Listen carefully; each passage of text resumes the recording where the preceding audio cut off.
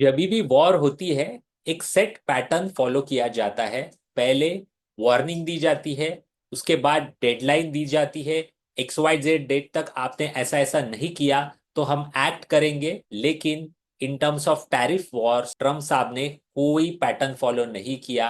Untold जो rule book होता है वो फॉलो नहीं किया। डायरेक्टली आए 2 अप्रैल को टैरिफ का मिसाइल वेरियस कंट्रीज पे दाग दिया। इसका परिणाम क्या हुआ? वो कंट्रीज को रिटालिएट करने को टाइम भी नहीं मिला। और आज के वीडियो में हम 4 क्वेश्चंस के ऊपर डिस्कस करने वाले हैं। What are tariffs? ये टैरिफ्स लगाने की नौबत यूएस के ऊपर क्यों आई है? इसके परिणाम से ग्लोबल इकोनॉमी कैसे शेक होने वाली है? इंडिया की इकोनॉमी कैसे शेक हो सकती है? और ऐसे अनसर्टन टाइम्स पे आपने क्या लॉजिक रख के पैसे इन्वेस्ट करने चाहिए? क्योंकि इन्वेस्टिंग में कहा जाता है मैक्सिमम अनसर्टेनिटी पे अगर आप इन्वेस्ट करोगे तो पैसे बनते हैं। लेकिन कैसे? इसका जवाब आज के वीडियो में आपको मिल सकता है। आज का वीडियो ये जो भी केओस हुआ है पूरे वर्ल्ड में, उसके ऊपर एक लॉजिकल थॉट प्रोसेस बनाने के लिए ये वीडियो आप पूरा देखिए, एंड तक देखिए। जरूर आपके नॉलेज में कुछ ना कुछ पॉजिटिव इम्पैक्ट होगा। मेरा नाम है आदित्य पालव, मेरे चैनल का नाम है द हैप्पीनेस कल्चर और I am on a mission to create 1 lakh happy rich people. आज के टॉपिक पे डायरेक्टली आ जाते हैं। ये टॉपिक स्टार्ट करने से पहले 2 चीजों के ऊपर मुझे बात करनी है। सबसे पहली चीज, ये जो वीडियो मैं बना रहा हूँ ये मेरे पर्सनल कैपेसिटी में बना रहा हूँ as a student of economics, as a student of equity market. इसमें जो भी चीजें डिस्कस होंगी उसके ऊपर बेस्ड आपको कोई इन्वेस्टिंग डिसीजन नहीं लेना है। आपके फाइनेंशियल एडवाइजर को कंसल्ट करने के बाद ही वो फाइनेंशियल इन्वेस्टिंग का डिसीजन लेना है। दूसरी चीज, यहाँ पे मैंने एक फोटो डाला हुआ है, बहुत इंटरेस्टिंग फोटो है, वो आप देख सकते हो। सो 3 यहाँ पे प्रेसिडेंट्स है। 1828 में यूएस के प्रेसिडेंट्स हुआ करते थे, उनका नाम था जॉन एडम्स, और इन्होंने first time controversial tariff hike किया यूएस के हिस्ट्री में। Imposed high duties on imports to protect northern industries, और इसके वजह से नॉर्दर्न पार्ट्स ऑफ यूएस और साउदर्न पार्ट्स ऑफ यूएस में एक बहुत बड़ा कॉन्फ्लिक्ट हुआ। और साउथ कैरोलिना नाम की एक स्टेट है, वहां पे फार्मर इनके अगेंस्ट गए, गवर्नमेंट के अगेंस्ट गए, और ये जो टैरिफ इंपोज किया था उसको नल एंड वॉइड कर दिया बिटवीन 1828 से लेके 1832 में। सो आप गूगल पे जाके नलिफिकेशन क्राइसिस ये चीज आप सर्च कर सकते हो, इसका डिटेल आपको मिल जाएगा। जो सेकंड फोटो है वो प्रेसिडेंट हॉवर उनका है, 1930s का, द ग्रेट डिप्रेशन का स्टार्ट। वो टाइम पे उन्होंने यूएस टैरिफ इंक्रीज किया था almost 100 years after first tariff hike, जिसमें 2000 इंपोर्टेड गुड्स के ऊपर एक बड़ा टैरिफ लगाया था उन्होंने to protect American farmers and manufacturers during the Great Depression. लेकिन इसका परिणाम उल्टा ही हो गया।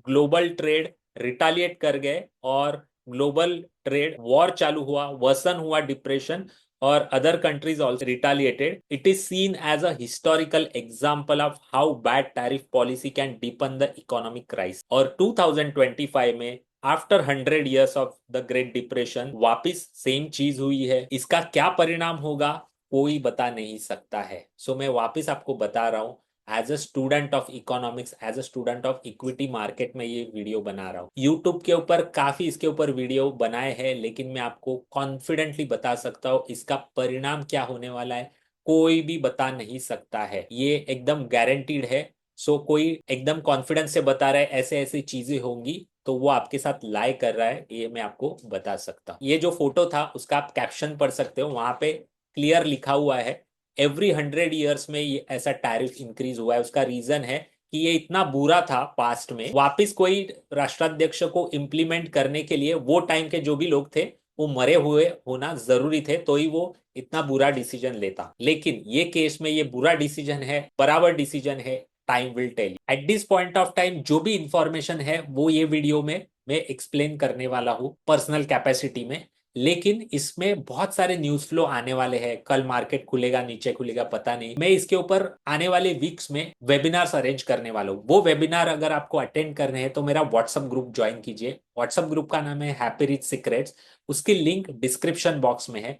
सो ये वेबिनार्स के लिंक्स आपको मिलेंगे। So now we will see what are tariff? So tariff ऐसी चीज होती है, वो गवर्नमेंट लगाती है क्योंकि गवर्नमेंट चाहती है कि वो कंट्री के लोग कंट्री के बाहर जो माल मैन्युफैक्चर किया जाता है वो नहीं खरीदे। ऐसा जब भी कंट्री चाहती है, गवर्नमेंट चाहती है, तभी टैरिफ इंपोज किए जाते हैं। सेकंड मतलब टैरिफ लगाने का है कि गवर्नमेंट चाहती है कि जो अदर कंट्रीज है, जो एक्सपोर्टर्स है वो कंट्री के लिए, वो एक्सपोर्ट नहीं कर पाए चीजें, और वो पर्टिकुलर कंट्री में आके मैन्युफैक्चरिंग सेटअप करे। अगर वो पर्टिकुलर एक्सपोर्टर कंट्री को अगर माल बेचना है उसका मेरे कंट्री में, तो वो आके यहाँ पे मैन्युफैक्चरिंग सेटअप करे, यहाँ पे माल बनाए और फिर बेचे। उसके वजह से मेरे यहाँ पे एम्प्लॉयमेंट जनरेट हो सकती है, मेरा यहाँ का जो कंट्री का पैसा है लोगों का, वो यहाँ का यहाँ रह सकता है, मेरी जो इंडस्ट्री है मेरे जो कंट्री की, वो प्रोटेक्शन मैं प्रोवाइड कर सकता हूँ।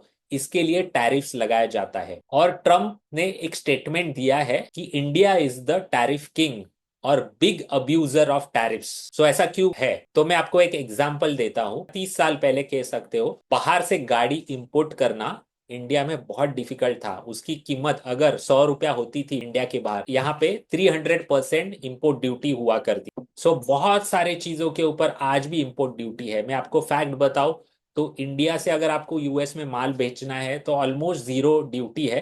लेकिन यूएस से अगर इंडिया में माल आता है तो उसके ऊपर भर भर के इंपोर्ट ड्यूटी है। उसका स्टैटिस्टिक्स हम देखेंगे अभी आगे आने वाले वीडियो में। अभी मैं आपको 5 रीजंस बताने वाला हूं कि यूएस गवर्नमेंट या फिर ट्रम्प ये टैरिफ लगाने के एकदम मैसिव कंक्लूजन पे क्यों आए, उसके 5 रीजंस में देने वाला हूं। Reason number 1, trade deficit. Trade deficit का मतलब क्या है, तो आप यहाँ पे मैंने एक स्क्रीनशॉट डाला हुआ है, वहां पे आप देख सकते हो। ये जो कंट्री के नाम है, यहाँ पे मेक्सिको 510 बिलियन यूएस डॉलर का माल यूएस में बेचता है, जिसके ऊपर zero import duty US charge करता है। चाइना 462 बिलियन यूएस डॉलर का माल बेचता है और उसके ऊपर zero import duty US government लगाती है एज ऑन डेट। इंडिया सिर्फ 91.2 यूएस डॉलर का माल यूएस में एक्सपोर्ट करता है, यूएस इसके ऊपर जीरो इंपोर्ट ड्यूटी चार्ज करते हैं। लेकिन आपको ये समझना पड़ेगा, ये जो कंट्रीज है Mexico, China, Canada, Germany, Japan, Vietnam, south Korea, ये जो भी नाम यहाँ पे लिखे हैं, जब यूएस में माल बेचती है तो उसके ऊपर कोई इंपोर्ट ड्यूटी यूएस नहीं लगाती है। लेकिन इनके कंट्री में जब यूएस एक्सपोर्ट करता है या फिर ये कंट्री जब यूएस से इंपोर्ट करती है तो कितना टैरिफ चार्ज करती है देख सकते हो। चाइना में अगर यूएस से कोई माल आता है तो उसके ऊपर चाइनीज गवर्नमेंट 67% टैरिफ चार्ज करती है, यूरोपियन यूनियन 39% चार्ज करती है, Japan 46%, India 52% average tariff charge on US imports. So आप समझ सकते हो एक तरह से अनफेयर चीज है। क्योंकि इसका मतलब क्या है, तो इसका मतलब सिंपल है, ये सब जो कंट्रीज है वो पिगी बैंक कर रही है। यूएस का जो नागरिक है, यूएस का जो कंज्यूमर है, वहां से पैसा ये सब कंट्रीज ले रही है। लेकिन जब ये देने की बारी आती है तो टैरिफ्स लगा के प्रोटेक्शन प्रोवाइड किया जाता है। इंडिया के लोग या पर्टिकुलर जो कंट्री है उनके लोग यूएस से माल खरीद ना पाए, उनको एक ज्यादा चार्जेस भरने पड़ते हैं। इसका मतलब यूएस के कंज्यूमर्स का पैसा धीरे धीरे ये कंट्रीज में आता है। ट्रेड डेफिसिट का मतलब क्या है, इंडिया यूएस में एक्सपोर्ट करती है 91 बिलियन डॉलर्स का माल, लेकिन इंपोर्ट करती है सिर्फ 45 बिलियन का माल। मतलब ट्रेड डेफिसिट यूएस और इंडिया का है 45 बिलियन। सो इसके ऊपर ये स्क्रीनशॉट में आप देख सकते हो कितना टैरिफ चार्ज किया है, रेसिप्रोकल टैरिफ चार्ज किया है यूएसए ने। सो इंडिया के ऊपर 26% का रेसिप्रोकल टैरिफ चार्ज किया है। इसका सिंपल फॉर्मूला यूएस ने एक्सेल में डाला है, trade deficit divide by the US import bill. So China के ऊपर 34%, वियतनाम के ऊपर 46%। आप देख सकते हो जब भी वियतनाम में यूएस से कोई माल आता है तो उसके ऊपर 90% टैरिफ चार्ज किया जाता है वियतनामीज गवर्नमेंट के द्वारा। सो ये टैरिफ यूएसए ने चार्ज किए हैं वो कंट्रीज के ऊपर। सो सबसे पहला रीजन है ट्रेड डेफिसिट कम करना। सो ये ट्रेड डेफिसिट क्यों नहीं चाहिए यूएस को, सो सिंपल है। अभी आप देखिए, 2 एग्जाम्पल मैं आपको देता हूं। एप्पल फोन या एप्पल, ये यूएस की कंपनी, लेकिन उसका 90% मैन्युफैक्चरिंग चाइना में होता है, फॉक्सकॉन करती है मैन्युफैक्चरिंग। जब भी एप्पल का फोन यूएस में बिकता है, समझ लीजिए $1000 का बिकता है यूएस में, तो ये $1000 का जो चाइना में मैन्युफैक्चर होता है, कंपनी अमेरिकन है एप्पल, लेकिन मैन्युफैक्चरिंग चाइना में होता है, चाइना एक्सपोर्ट करती है $1000 का, लेकिन यही सेम अमेरिका के बैलेंस शीट में एज $1,000 का इंपोर्ट माना जाता है। नाइके का एग्जांपल लेते हैं। नाइके का हेड ऑफिस है यूएस में, ओरिगानो नाम के सिटी में, लेकिन उनका मैन्युफैक्चरिंग 100% होता है तीन कंट्रीज में, वियतनाम, चाइना और फिलीपींस। सो एयर मैक्स नाम का एक नाइके का शूज आता है, वो जब यूएस में बिकता है तो एज अ इंपोर्ट काउंट होता है। $150 उसकी कॉस्ट है। सो कंपनी है यूएस की, लेकिन फिर भी मैन्युफैक्चरिंग बाहर होने के कारण इंपोर्ट में काउंट हुआ जाता है, जिसके वजह से ट्रेड डेफिसिट बढ़ता है। यूएस कंज्यूमर के बलबूते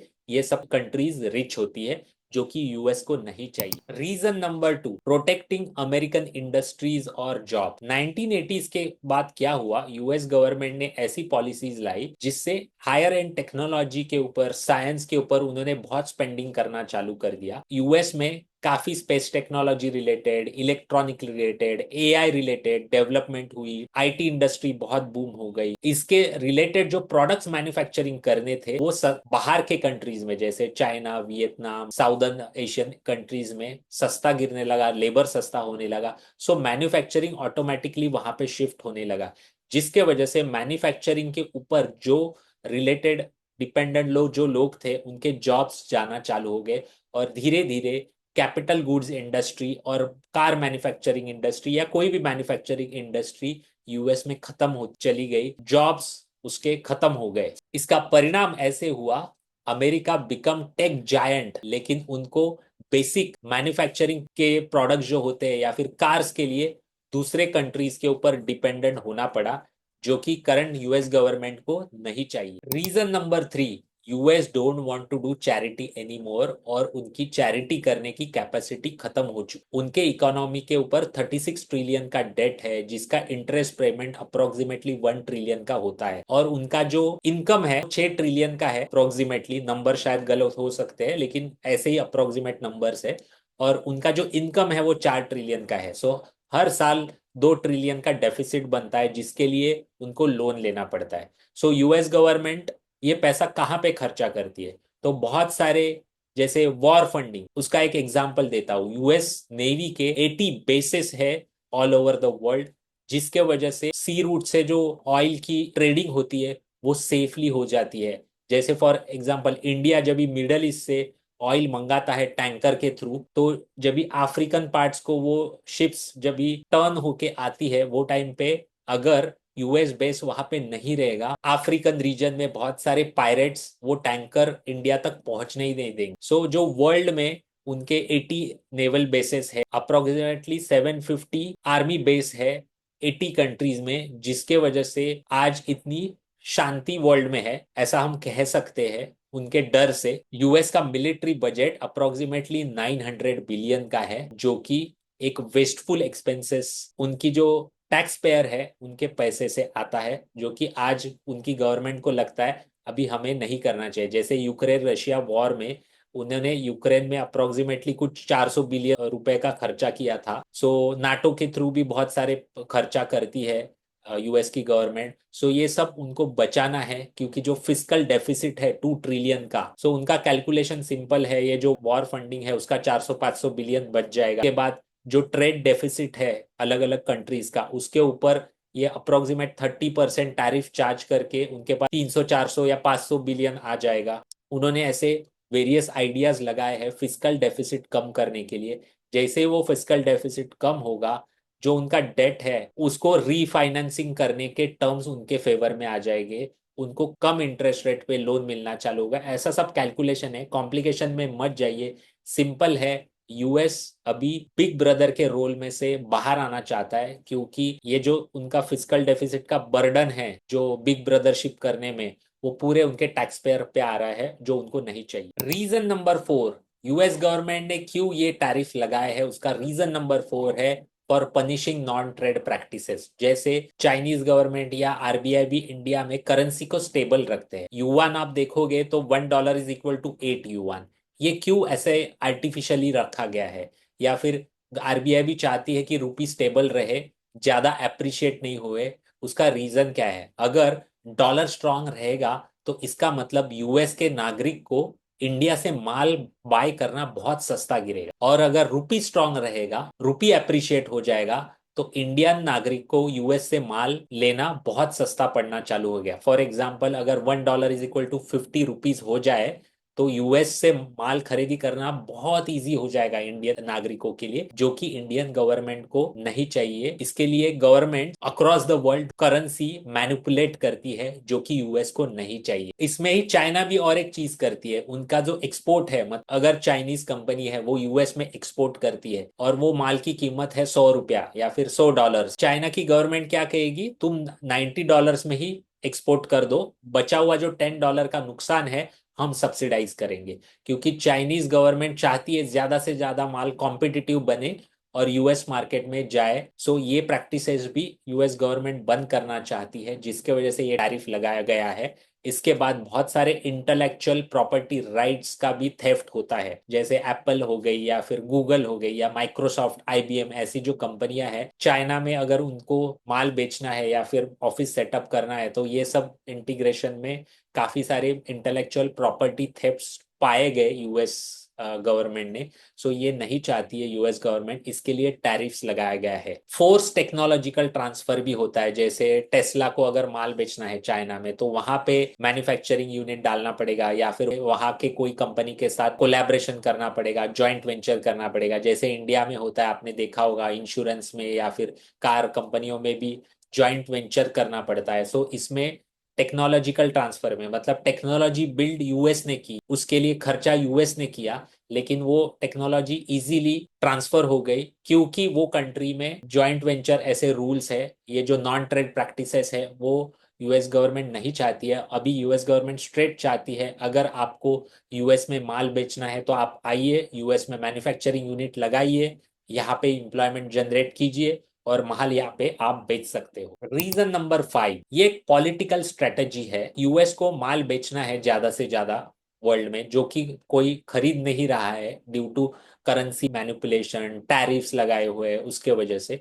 सो अभी यूएस को माल बेचना है तो निगोसिएशन करना है, तो एक निगोसिएशन टैक्टिक उन्होंने टैरिफ की तरह यूज की है कि वो सीधा बोल रहे हैं कि हम आपके ऊपर टैरिफ लगाते हैं, अगर आप हमारे ऊपर जो टैरिफ लगाए, जैसे इंडिया ने यूएस के ऊपर जो टैरिफ लगाया है वो अगर आप निगोशिएट करते हो, वो निकालते हो, तो हम भी निकालेंगे। सो एक निगोशिएटिंग टैक्टिक की तरह भी ये टैरिफ यूज हो रहे हैं। अभी मैं आपको 4 चीजें बताऊंगा ये ट्रम्प टैरिफ के वजह से क्या क्या चैलेंजेस आने वाले हैं दुनिया में। सो उसमें से सबसे पहला चैलेंज है ग्लोबल सप्लाई चेन डिस्टर्ब होने वाला है। सो इसका मैं आपको एग्जांपल देता हूँ। 2018 में टाटा जेएलआर एक कंपनी है, मतलब टाटा ने जेएलआर को एक्वायर किया है, यूके में उनका प्लांट है, यूके में मैन्युफैक्चरिंग है। सो ये ट्रेड वॉर एक्चुअली 2018 से स्टार्ट हुआ था ट्रम्प के यूएस में फर्स्ट टर्म में। सो उन्होंने जब भी चाइना के ऊपर टैरिफ्स लगाए तो चाइना ने रिटालिएट करके यूके और यूएस के ऊपर 25% टैरिफ्स लगाए। तो इसके वजह से क्या हो गया,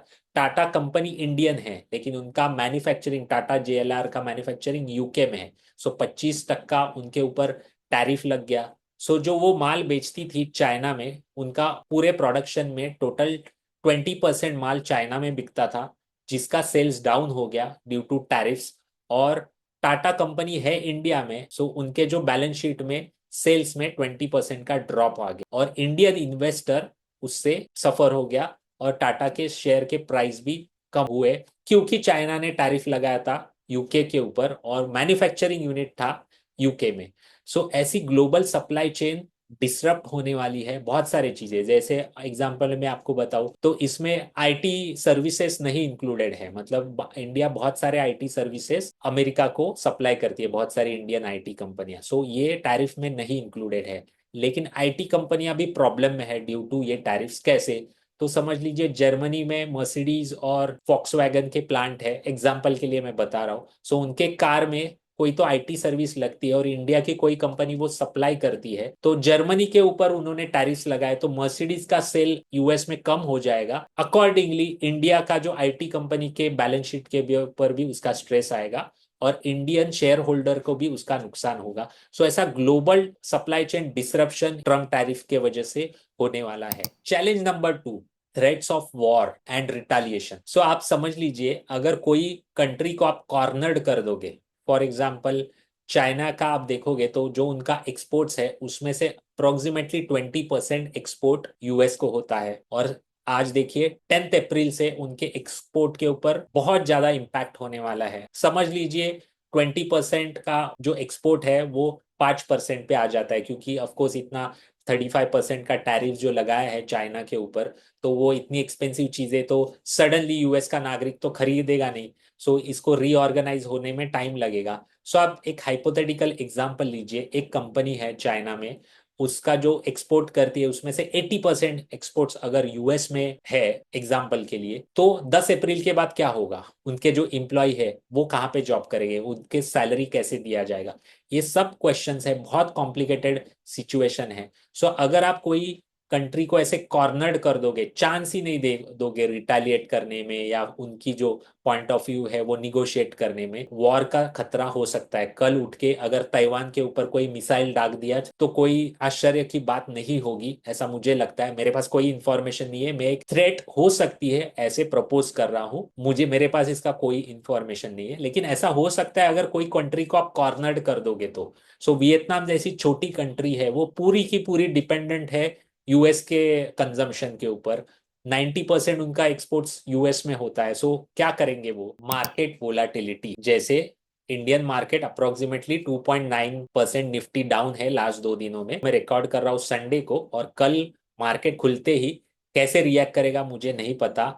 मोस्ट प्रोबेबली बहुत निगेटिव होने वाला है, क्योंकि फ्राइडे को रात को जो एसजीएक्स निफ्टी था वो अप्रोक्सीमेटली 3% डाउन था, 2.68% डाउन था। सो शायद मंडे को निगेटिव ही खुलेगा इंडियन मार्केट।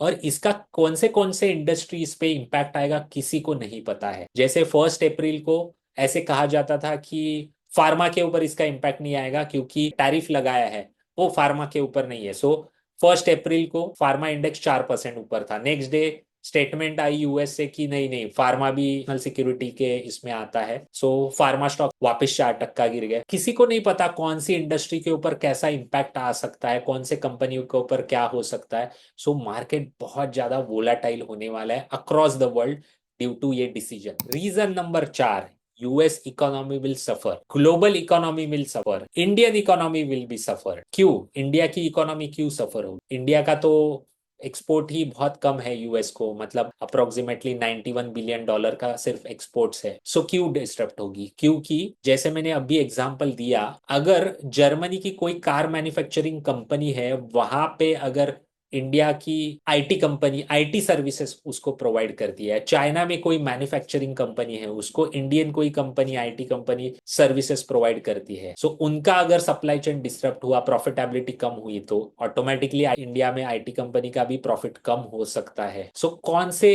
कंपनी का, कौन से बिजनेस का क्या इम्पैक्ट होगा किसी को नहीं पता है।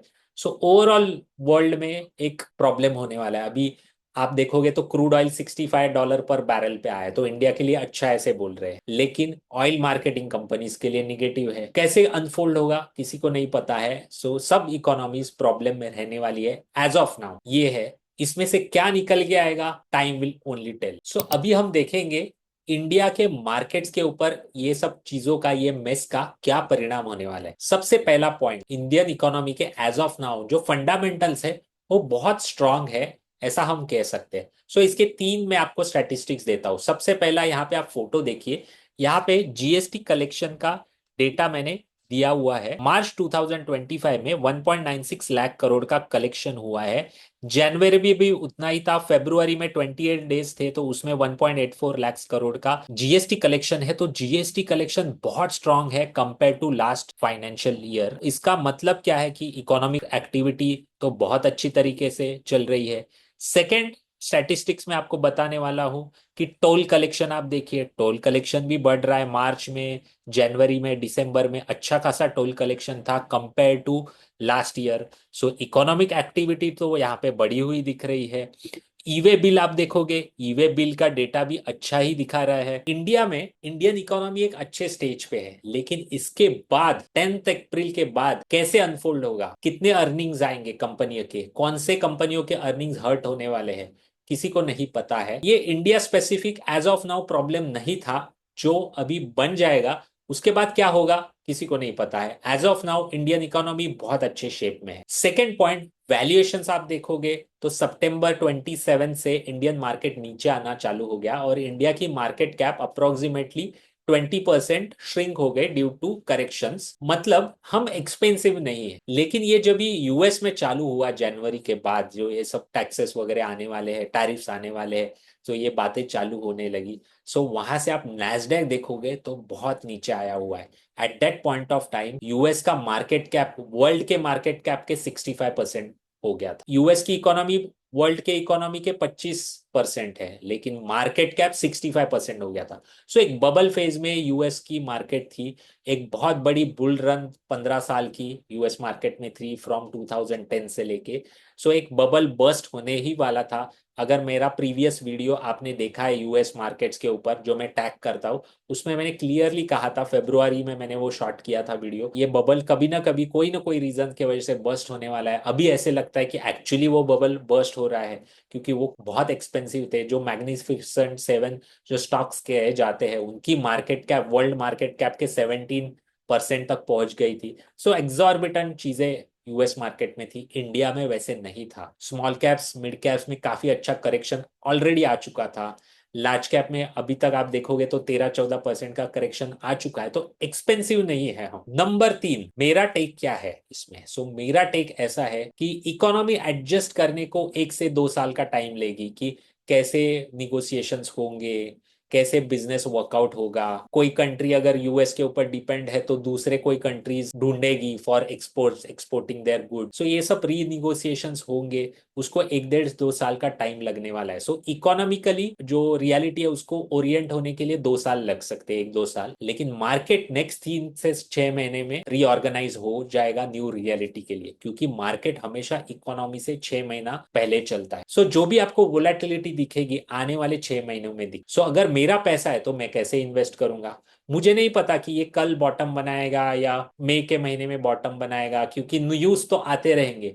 मैं चाहूंगा मेरे पास अगर पैसा है तो मैं पहले इसको डेट फंड्स में पार्क करूं, और वहां से मुझे जो अच्छे लगते हैं म्यूचुअल फंड, उसमें मैं डेली बेसिस पे या वीकली बेसिस पे या मंथली बेसिस पे नेक्स्ट 6 महीने तक स्प्रेड करके एसटीपी सिस्टमैटिक ट्रांसफर प्लान लगाओ। ये राइट मुझे लगता है approach at this point of time, volatility negate करने के लिए। क्योंकि अगर मेरे पास पैसे है और मैंने कल मार्केट नीचे खुला और मैंने डाल दिए और उसके बाद मई महीने में और नीचे गया, तो मेरे पास पैसे ही नहीं है इन्वेस्ट करने के लिए। ऐसा नहीं होने के लिए इन्वेस्टमेंट में 6 महीने के लिए स्प्रेड आउट करूंगा।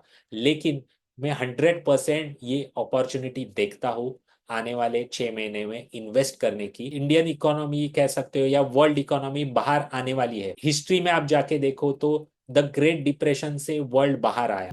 जापान में जब हिरोशिमा नागासाकी हुआ था तभी 50% जो मेल पॉपुलेशन था वो वाइप आउट हुआ था। पूरा जापानीज मार्केट 5 साल के लिए बंद था। लेकिन 1950 से आप देखोगे तो जापान ने ऐसी ग्रोथ की कि 1982 में दुनिया की सेकेंड लार्जेस्ट इकोनॉमी बनी। ऐसे बहुत सारे एग्जांपल्स आप देख सकते हो। इंडिया में आप एग्जांपल दे सकते हो 1991 में जब भी एलपीजी हुआ, मतलब liberalisation, globalisation, privatisation. At that point of time India की जो रिजर्व्स थी वो एकदम कम हो गई थी और क्रूड ऑयल बाय करने के लिए हमें कर्जा लेना पड़ रहा था, और यूके की गवर्नमेंट ने हाथ खड़े कर दिए थे हमें लोन देने के लिए। बहुत प्रिकेरियस सिचुएशन थी। वहां से आज इंडिया टॉप की थर्ड फोर्थ इकोनॉमी बन चुकी है। ऐसे सिचुएशंस में से कुछ ना कुछ मार्ग निकलेगा। कैसे निकलेगा मुझे eight this point of time पता नहीं है, लेकिन maximum uncertainty brings maximum returns, ये मुझे पता है। इसके लिए मैं इन्वेस्ट करने वाला हूँ 6 महीना स्प्रेड आउट करके। आप आपके फाइनेंशियल एडवाइजर को पूछिए कि ये अपॉर्चुनिटी का आप कैसे फायदा उठा सकते हो।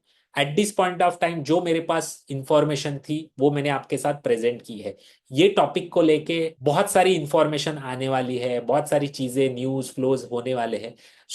मैं ट्राई करूंगा कि इसके ऊपर और वीडियो बनाऊं। जैसे मेरे पास कुछ इंफॉर्मेशन आती है, मेरा कंक्लूजन होता है, मैं इसके ऊपर वीडियो बनाते रहूंगा। आप द हैप्पीनेस कल्चर चैनल को सब्सक्राइब कीजिए। ये वीडियो अगर आपको इंफॉर्मेटिव लगा है तो आपके फ्रेंड्स के साथ जरूर शेयर कीजिए, सब्सक्राइब कीजिए, लाइक कीजिए, और आपके जो कमेंट्स है वो कमेंट बॉक्स में डालिए। Thank you very much.